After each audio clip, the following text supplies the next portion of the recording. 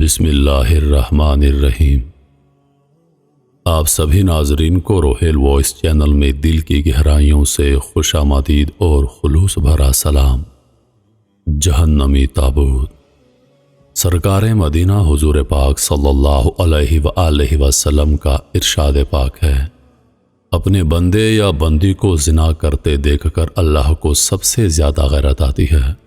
اللہ عز و جل کی قسم، اگر تم وہ باتیں جان لو جنہیں میں جانتا ہوں تو تم کم ہنسو اور زیادہ رو گے۔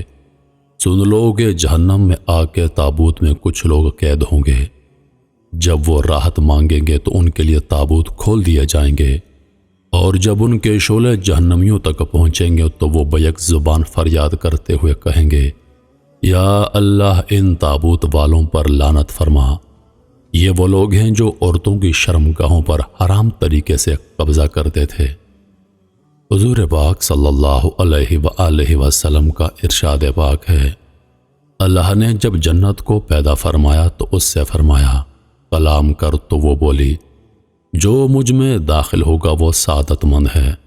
اللہ نے فرمایا، مجھے اپنے عزت و جلال کی قسم، تجھ میں 8 قسم کے لوگ داخل نہ ہوں گے: شراب کا عادی، زنا پر اصرار کرنے والا، چغل خور، دیوس اور رشتہ داری توڑنے والا، اور وہ شخص جو خدا کی قسم کھا کر کہتا ہے کہ فلاں کام ضرور کروں گا پھر وہ کام نہیں کرتا۔ زنا پر اصرار کرنے والے سے مراد ہمیشہ زنا کرتا رہنے والا نہیں، اسی طرح شراب کے عادی سے مراد یہ نہیں جو ہمیشہ شراب پیتا رہے، بلکہ مراد یہ ہے کہ جب اسے شراب میسر ہو تو وہ پی لے، اور اللہ کے خوف کی وجہ سے شراب پینے سے باز نہ آئے۔ اسی طرح جب اسے زنا کا موقع ملے تو اس سے توبہ نہ کرے، اور نہ ہی اپنے نفس کو اس بری خواہش کی تکمیل سے روکے۔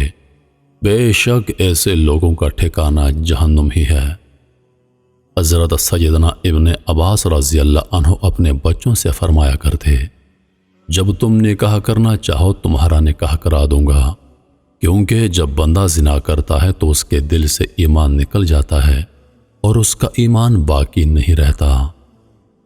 حضرت لقمان حکیم نے اپنے بیٹے سے فرمایا، بیٹا زنا سے بچ کر رہنا، کیونکہ اس کی ابتدا خوف اور انتہا ندامت ہے، اور اس کا انجام جہنم کی وادی آسام ہے۔ بنی اسرائیل کے ایک شخص نے کسی دوسرے شہر کی عورت سے نکاح کیا اور اسے اپنے پاس بلانے کے لیے اپنے قابل اعتماد ساتھی کو اس کی طرف بھیجا، تو اس شخص کو اس کے نفس نے ورغلایا اور اس نے عورت سے بدکاری کی خواہش ظاہر کی۔ اس وقت اس نے اپنے نفس کو دھمکایا اور اللہ سے پناہ مانگی۔ اللہ نے اسے نفسانی خواہش ترک کرنے کی توفیق عطا فرمائی۔ حضرت ابن عباس رضی اللہ عنہ اور حضرت سیدنا کعب الاحبار رضی اللہ عنہ سے روایت ہے کہ بنی اسرائیل میں ایک عبادت گزار شخص تھا جو لوگوں سے الگ رہ کر عبادت کیا کرتا تھا۔ وہ ایک طویل مدت تک اپنی عبادت گاہ میں عبادت کرتا رہا۔ بادشاہ صبح و شام اس کے پاس حاضر ہوتا اور اس سے حاجت وغیرہ پوچھتا، تو وہ جواب میں کہتا کہ اللہ میری حاجت کو زیادہ جانتا ہے۔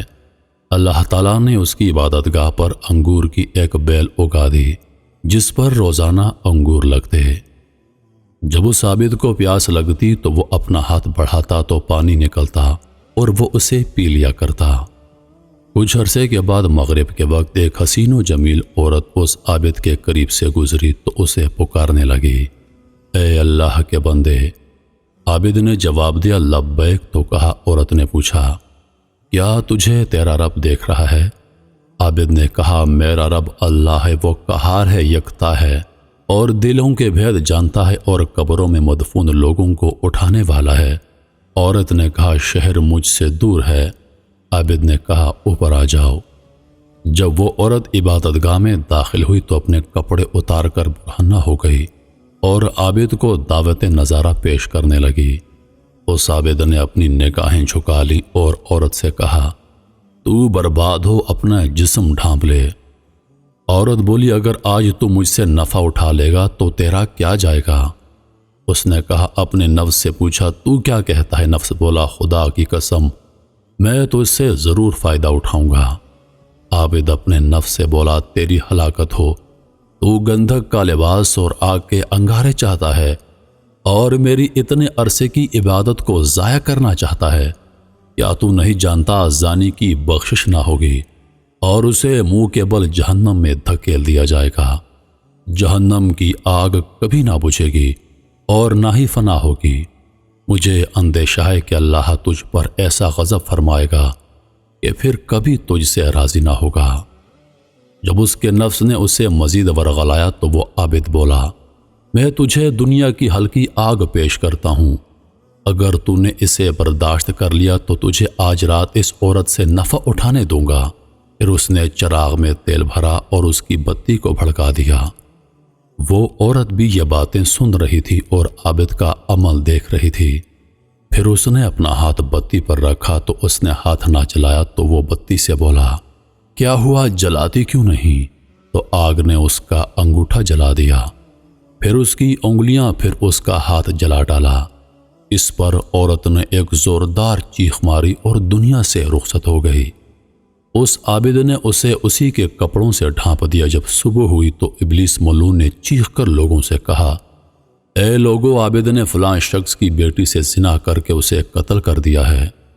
بادشاہ اپنے لشکر اور رعایا کے ساتھ سوار ہو کر آیا۔ جب وہ اس عبادت کے قریب پہنچا تو چلا کر عابد کو پکارا۔